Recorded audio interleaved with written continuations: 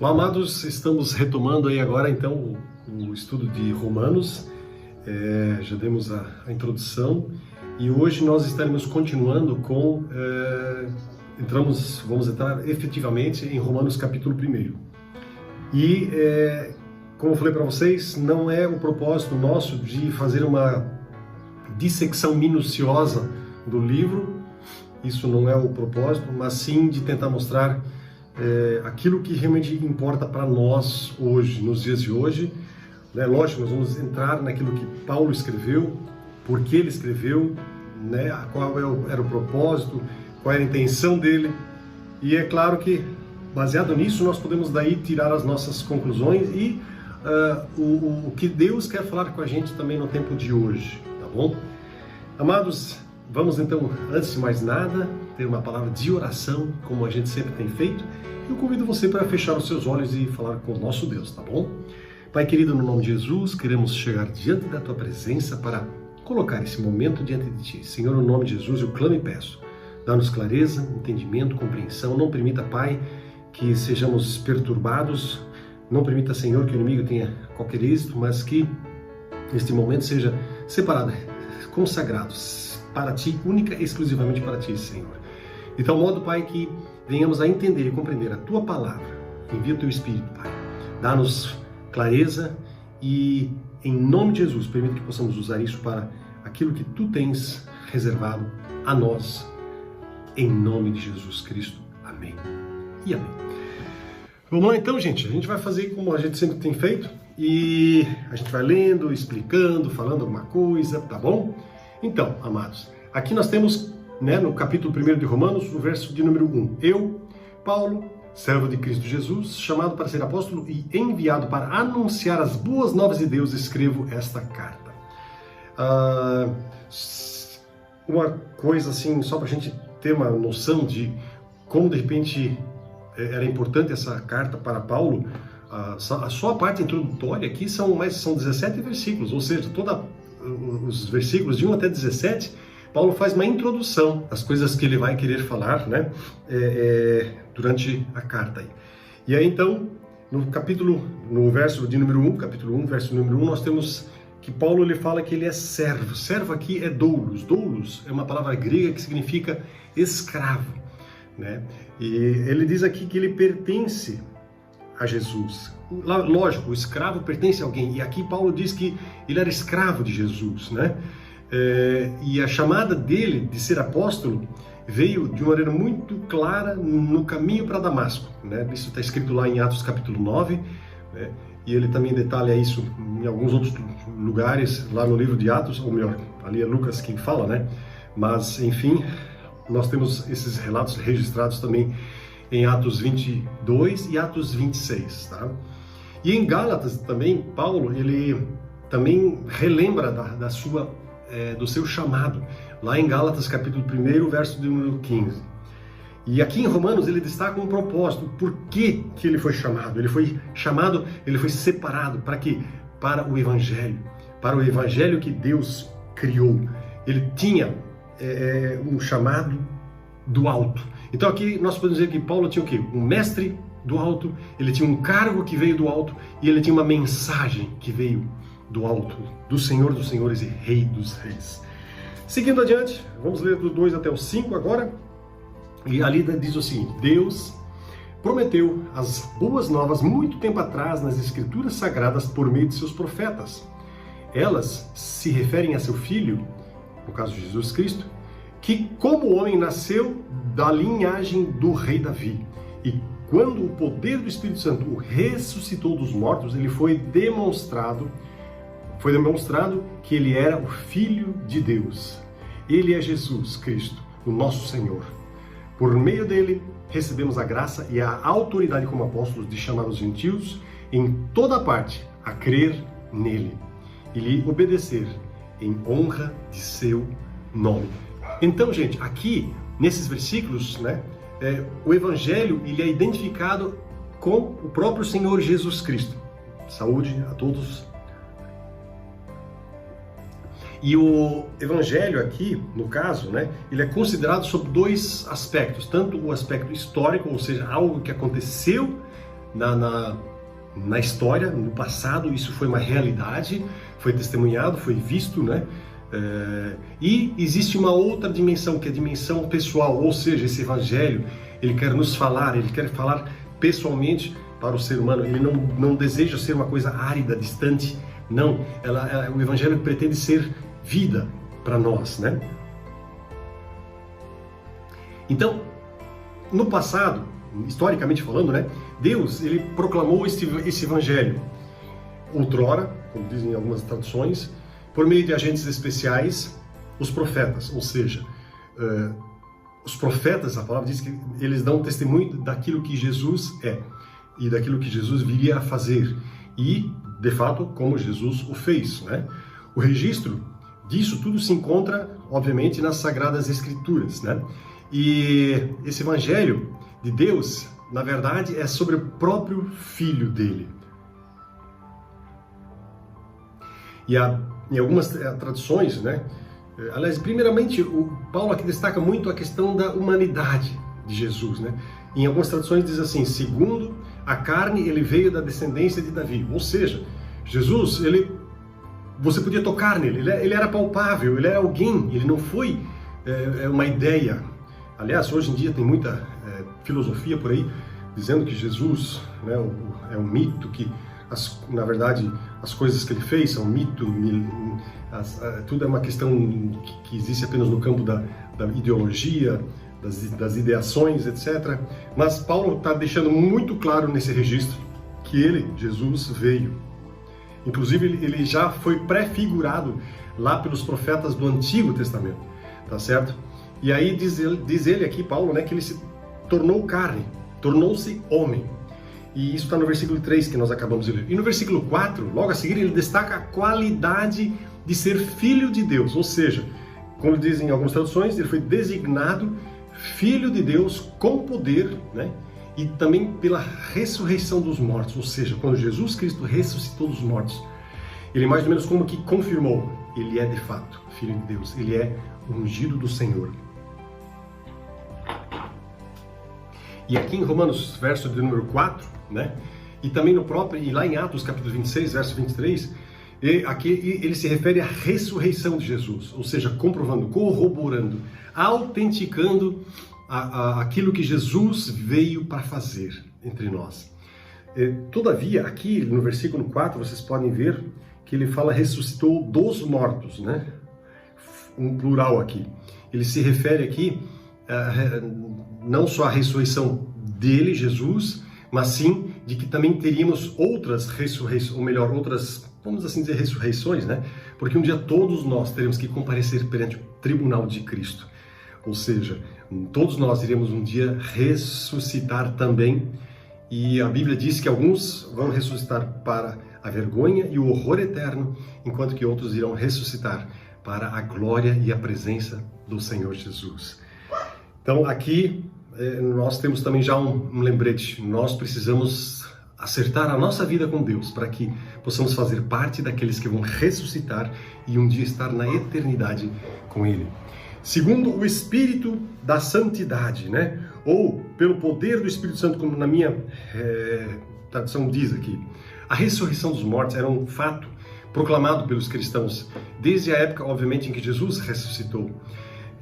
Mas essa poderosa declaração de Jesus como sendo Filho de Deus, que foi autenticada, né, pela sua ressurreição, foi obra do Espírito Santo.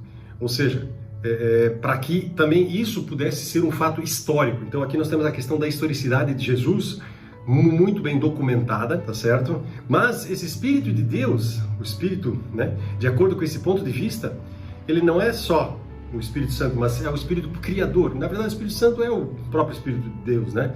É o Deus operando nos negócios humanos, é o Senhor se manifestando. É que, didaticamente, muitas vezes a teologia quer classificar, né, Deus, Pai, Filho e Espírito Santo. Mas, na verdade, nós precisamos entender, claro, cada um deles tem o seu papel, mas eles são um só, tá? Ele veio, a Bíblia diz, né, versículo 4, que ele veio, Jesus veio, ele foi feito. Aqui declara a origem dele, e ele foi designado também, né? E para o que ele veio, tá certo? Portanto, aqui nós temos tanto o homem como o divino, o humano e o divino em contraste nesses dois versículos, tá? E deve-se entender que essa palavra Espírito de Santidade, né, ele descreve, na verdade, a própria pessoa de Jesus, ou transmite a ideia, né, de uma atividade de Deus no mundo. Isso é uma coisa muito interessante, porque Deus ele tem agido, operado, se manifestado para o horror, talvez, para... Muitos têm negado isso, mas o fato é que o Senhor tem operado, tem se manifestado e tem agido. Isso é maravilhoso. No versículo 5, então, diz que nós recebemos por meio dele, Jesus, graça, né? Graça e autoridade. Ou algumas traduções falam em apostolado, ou seja, nós recebemos autoridade, nós recebemos o ministério de apostolado. E por amor do seu nome, né, como diz aqui, em honra de seu nome, na minha tradução, isso tem uma ligação direta com o apostolado. Na verdade, esse apostolado, esse trabalho de Paulo, essa autoridade de Paulo, é uma honra para ele. E, na verdade, todos aqueles que percebem, entendem e compreendem a mensagem do Evangelho e que no coração isso pesa, eles desejam levar isso adiante, eles desejam levar essa mensagem de amor adiante. E isso, para nós, que compreendemos a mensagem da cruz, isso para nós é uma honra, isso é graça, isso é o nosso apostolado, essa é a nossa autoridade que nós recebemos dele para sermos os seus filhos. E receber esse poder, né, ao descer sobre vós, o Espírito Santo de Deus. Então nós temos autoridade, sim, para pregar a palavra, para dizer que Jesus Cristo é o Rei dos Reis, o Senhor dos Senhores, que Ele está ressurreto, que Ele vive e reina à destra de Deus o Pai. Então nós temos essa incumbência, vamos assim dizer, e essa autoridade, e essa honra de poder levar isso para outras vidas, outras pessoas. E aí, lá nos versículos 6 e 7, ele vai dar mais uma saudação para os leitores, né? E ali diz o seguinte: e vocês estão entre esses gentios, chamados para pertencer a Jesus Cristo. Escreva a todos vocês que estão em Roma, amados por Deus e chamados para ser seu povo santo. Que Deus, nosso Pai, e o Senhor Jesus Cristo lhes deem graça e paz, né? Esses versículos aqui esclarecem, né, a quem Paulo dirige a sua carta, que eram os romanos. E esses romanos, a maioria deles eram formados por gentios, ou seja, eles não eram judeus. Claro que tinha alguns judeus ali no meio, mas a maioria não eram judeus. E Paulo aqui destaca na palavra, chamados. Vocês foram chamados. Para quê? Para serem santos. A ideia aqui atrás da palavra de santo não é alguém totalmente separado do mundo, separado dos outros, mas alguém que foi consagrado para Deus, alguém que foi incumbido de ser santificado, ser santo. Isso aí diz respeito a todos nós. Isso não é uma prerrogativa exclusiva para alguns eleitos, assim, tipo, esses vão ser santos, esses não. Não me estou referindo à questão da eleição, de acordo com a palavra de Deus aqui, por favor, né? Não me compreendam mal. Mas, tipo assim, entre os crentes, esse vai ser santo, esse... Não, todos os crentes são chamados para serem santos. Aliás, isso é como que separar, sei lá, água de água. Você não, sei lá, é como você querer fazer com que o absurdo aconteça. Então, ser crente é ser santo e sempre será ser santo. O contrário, não existe essa possibilidade de, eu sou um crente, mas eu não vivo muito a minha santidade porque isso não é muito importante. A santidade é para os outros. Isso não confere, isso não faz nenhum sentido. Tá? Nós somos sim chamados, todos os crentes em Cristo Jesus, todos que entregaram a sua vida para Jesus, eles desejam viver santidade. O impacto de um grupo desses sobre o mundo, vocês podem pensar e imaginar um pouco, né? É algo assim poderoso, é algo assim fantástico, porque onde tem vidas consagradas ao Senhor, nós podemos ver o agir de Deus, o Evangelho sendo manifestado e, obviamente, isso se traduz por salvação, vidas sendo consagradas, etc, etc, etc. Isso é maravilhoso. E a palavra aqui, graça e paz, né, no finalzinho que ele fala no versículo 7, representam mais ou menos como uma fórmula que eles usavam muito em cartas. Paz tem um paralelismo hebraico muito forte que é shalom. E shalom, no hebraico, é uma paz completa, paz total. Paz que enche toda a vida do ser humano, corpo, alma e espírito. Tudo está englobado nessa paz, gente. E essa é a paz, shalom, que Paulo deseja aos seus, né, aos romanos. E essa é a paz que nós podemos, inclusive nós, nos cumprimentar com shalom. Tá certo?